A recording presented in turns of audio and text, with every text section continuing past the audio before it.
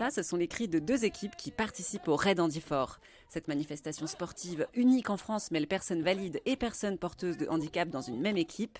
Aujourd'hui, l'équipe de la région Bourgogne-Franche-Comté s'entraîne au Dragon Boat, un sport nautique où l'on rame à plusieurs sur une longue pirogue.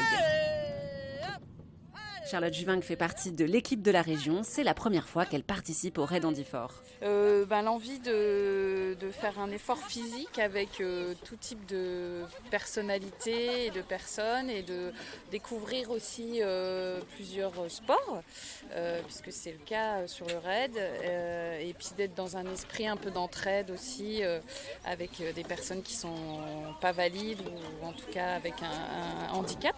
Ça m'a motivée parce que c'est une vraie découverte. Quand on participe au Raid Andy Fort, il vaut mieux être tout terrain.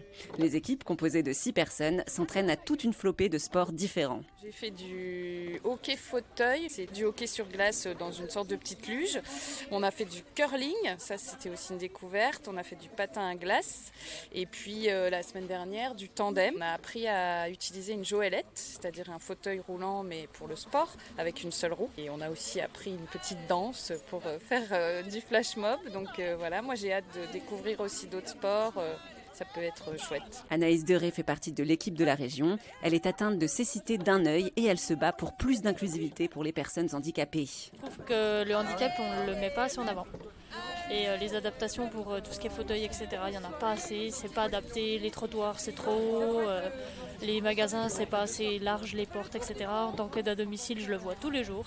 Donc c'est vrai que c'est vachement compliqué au quotidien, et puis pour eux c'est pareil, quoi. Donc il faut vraiment que le handicap soit faut vraiment que le handicapé soit bien intégré et qu'on mette les choses en place. Hervé Boyon, quant à lui, coordonne le Raid Andy Fort. Donc le Raid Andy Fort est coporté avec le centre omnisport Pierre Croppet et la ville de Besançon, avec donc un certain nombre de partenaires, puisqu'on a à peu près 80 partenaires tous les ans qui nous accompagnent.